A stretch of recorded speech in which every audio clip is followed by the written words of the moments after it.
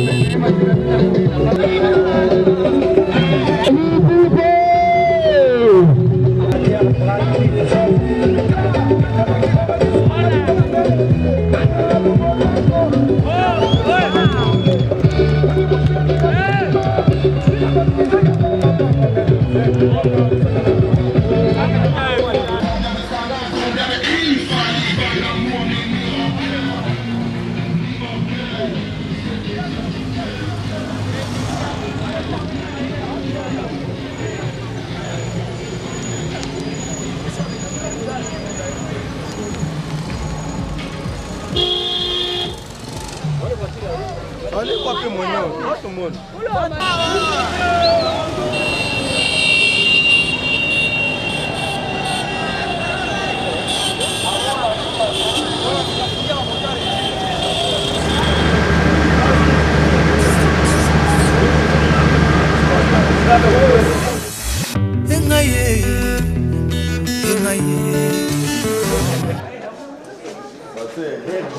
L'hôpital vous reçoit avec vraiment beaucoup d'amour. C'est une première fois, mais ce n'est pas la dernière fois. Voilà, c'est une bonne chose. Ce sont des vieux bâtiments, vous allez les voir, on a réhabilité. Et puis on a commencé à construire progressivement avec le soutien de Suédois.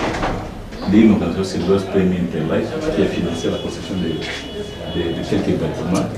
Et le reste, nous avons commencé à construire par nos propres ressources. Certainement que nous avons des difficultés de fonctionnement parce qu'autour de l'hôpital, c'est une population qui n'a pas de possibilités pour pouvoir payer les soins médicaux. Et que la plupart de ces gens sont des déplacés de guerre parce qu'à quelques 50 km de la ville, il y a une insécurité. Ils sont des FDLR. Alors tous ces gens-là ont quitté les villages, ils ont fui, ils sont venus s'installer en ville. Maintenant ils sont en ville, ils n'ont pas de travail. Ah, ils ne savent pas payer les soins de ils sont mal nourris. Quand on est mal nourri, on tombe souvent malade parce qu'on n'est pas venu.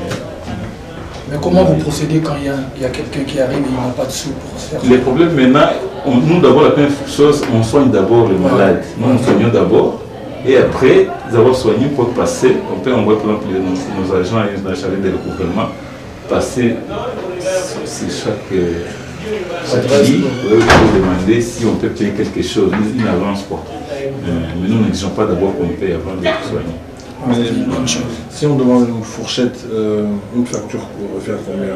C'est vrai que ça dépend. Oui, ça dépend. Des cas, ça dépend des cas, mais oui, si on dit... Ça dépend des cas. Mais pour nous, c'est-à-dire que le docteur Mukwege, comme gynécologue, a trouvé que d'abord l'idée de créer cet hôpital, c'est parce que beaucoup de femmes qui souffraient, c'est-à-dire que pendant la guerre, beaucoup de femmes ont trouvé la mort parce qu'il fallait, une femme ne pouvait pas quitter pour aller à l'hôpital provincial avec des insécurités. Là, avec l'UNICEF, on a eu l'idée de créer une maternité, c'était sur une tente là, où on pouvait soigner facilement les femmes enceintes. Maintenant, on a une maternité sans risque, c'est-à-dire qu'une femme vient pour l'accouchement. Donc, une accouchement normal, c'est-à-dire que ça peut atteindre $30, mais la femme paye seulement 10, et l'hôpital prend en charge $1. Une césarienne, c'est autour de 140. Mais la femme peut payer 80, le reste nous prenons en charge 80 ou 60. Excusez-moi docteur, et vous fonctionnez sur frais gouvernementaux, mais sur frais propres ou bien c'est comment est structuré les finances? Le gouvernement congolais, c'est-à-dire qu'il y a une prime pour les médecins. Les médecins ont une prime de risque. Mais le gouvernement nous a appuyé la fois passée. On nous a envoyé quelques fois les médicaments, une quantité, non, ce n'est pas une très grande quantité. La fois passée, on nous a envoyé aussi un équipement, c'était une radio, mais qui n'avait pas de pièces complètes. Il y a les collimateurs qui n'étaient pas là. Demain, je vais le lundi plutôt. Nous avons une morgue frigorifiée que je vais retirer le lundi. tenants du gouvernement congolais. Et donc, l'hôpital, c'est un hôpital missionnaire. Il a commencé le 1er septembre 1999. Donc, ça fait presque 13 ans, 14 ans. 14 ans. Ouais. C'est un hôpital qui fonctionne comme tous les autres hôpitaux, avec une petite spécificité. C'est que c'est un hôpital qui s'est intéressé beaucoup, n'est-ce pas, aux violences sexuelles, parce que dans notre sous-région avec la guerre, ou disons des guerres répétitives, n'est-ce pas, on a remarqué un phénomène qui était anormal, c'est le phénomène de violence sexuelle. C'est vrai que ce phénomène existe même aux États-Unis, mais c'est des cas isolés. Mais ici, on s'est rendu compte que le viol était presque utilisé comme arme de destruction, c'est-à-dire de détruire la famille qui est la base de la société. Initiative de notre ami Fally Ipupa, qui depuis longtemps est emporté dans des élans de générosité. Il a rassemblé des amis que nous sommes, touchés par les mêmes faits, les mêmes points, autour de cette fondation. Alors, la fondation, notre fondation, elle existe depuis, elle a été lancée officiellement le 22 juin 2013. Donc notre fondation est toute jeune. Et la première action que nous avions annoncée portait sur les femmes victimes des violences sexuelles. Nous ne voulions pas que ce soit un slogan comme c'est fait partout à Kinshasa et dans le monde pour pouvoir soutirer de l'argent auprès des gens, mais nous voulions vraiment que ce soit vrai et effectif. On l'espère aussi. Le docteur, il faut souligner que nous fonctionnons à fonds propres jusque-là. Oui. Et nous sommes venus ici par notre propre volonté. Jusque-là. Ça ne veut pas dire qu'on refuse les donations extérieures, mais jusque-là, c'est à fonds propres. Je pense que c'est une bonne chose d'abord de fonctionner comme ça. Vous êtes témoin, vous n'avez pas vu de presse ni un organisme international derrière nous. Donc c'est un peu ce qu'il faut souligner aussi.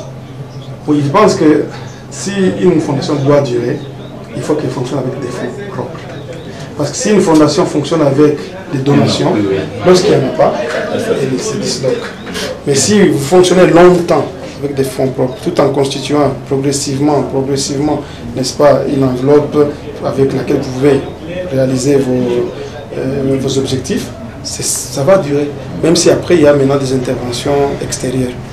Mais si, dès le départ, vous comptez sur les interventions extérieures, ça ne va pas durer.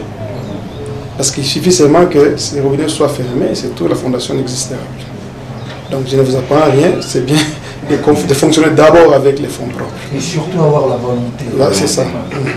Voilà, ça veut dire qu'on n'est pas venu main vide. On a ramené... L'administrateur est là aussi. On n'est pas venu main vide, on a ramené quelques petits trucs symboliques. Je souhaiterais hors caméra.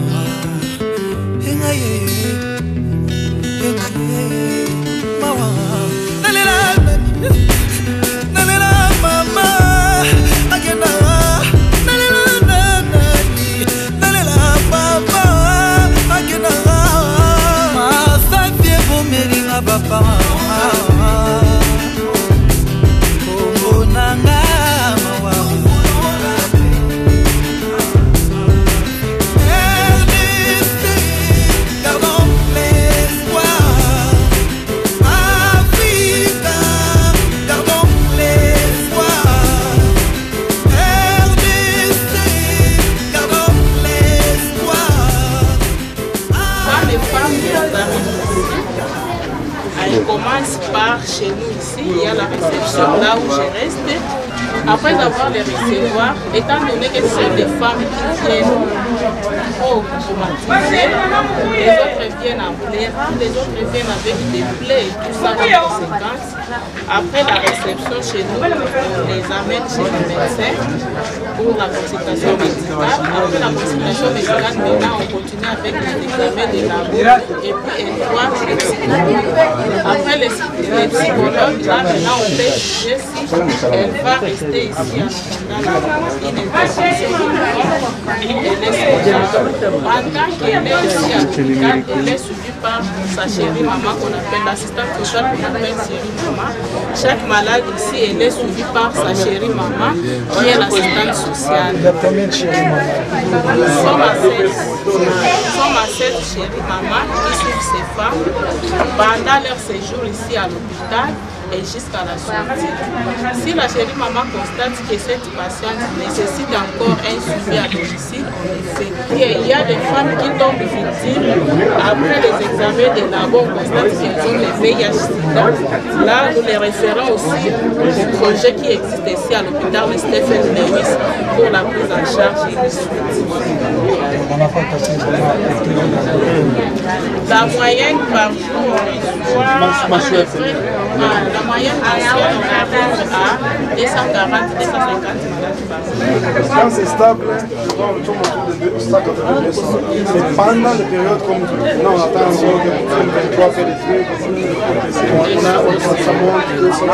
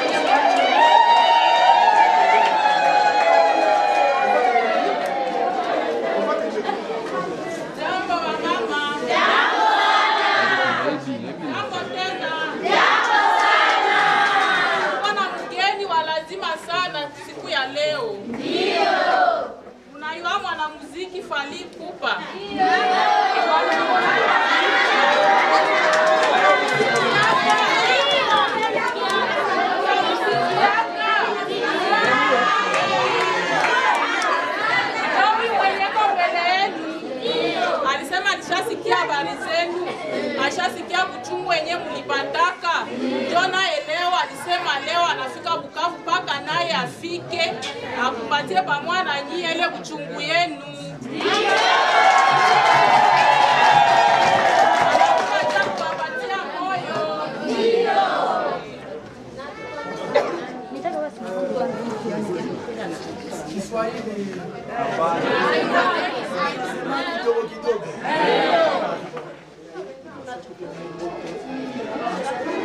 Tunakuya kubasaliliwa.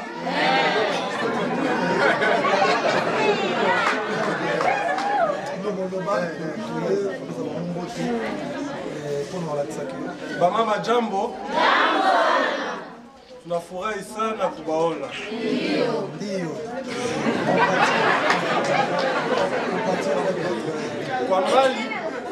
Kwa mbali kule tunakuwaka tulisikia kazi yenye inafanyika hapa Panzi. Ndio tulisema gisi tunakuwa hapa Bukavu, hatuwezi toka hapa kama atufike kuona na kusikia ile magumu yenye nyinyi mnasikiaka.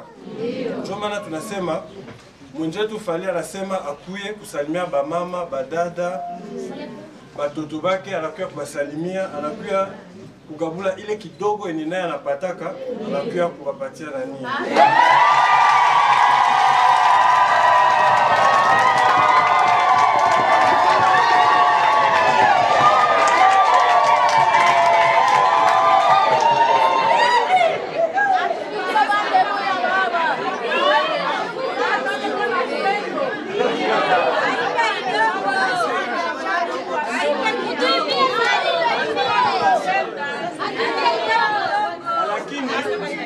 Lakini anasema ni mara kwanza anakuya, lakini haiko mara mwisho. Ataweza kuwa nakuya hapa Bukavu spesialement juu ya Panzi, wala kama yeye akuye anaweza tumana na bendake ya fondation. Sisi bendake ya fondation kama yeye makazi yake inamfunga inamkamata mwingine zingine shi tutaweza kuya kurepresenter, lakini ile message ni shi tutaleta ni ile ni yeye atatupatia. Analomba message yake ya kabambi sana, anasema tumaini kwa tuangalie Mungu Baba, yeye ndo anajua maneno yake kisa alifanyaka, yeye ndo alifanya ete tukutane leo, anajua juu ya nini na abapatie nguvu ya kuendelea kuishi, ya kuendelea kupumziwa, ya kuendelea kujifunza vile banamondeshaka hapa Joville. Asante sana.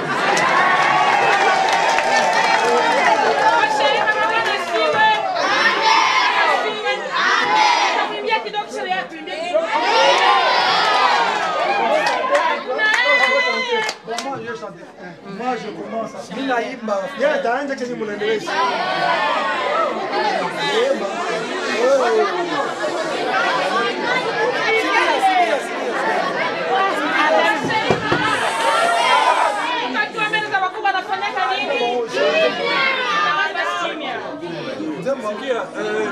Valiana uliza hivi, aseme nyimbo yake ganie ni mnataka abaimbia.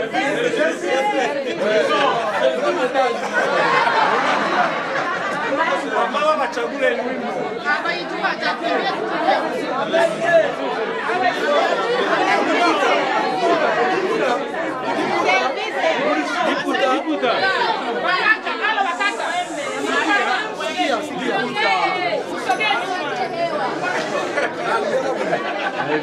Sherifi ni kanga liputa mama mosusu tenga kolinga kaka yoe atabayo bareki ona bote notalula butunga na lula na ngamba mama kwa Bukavu.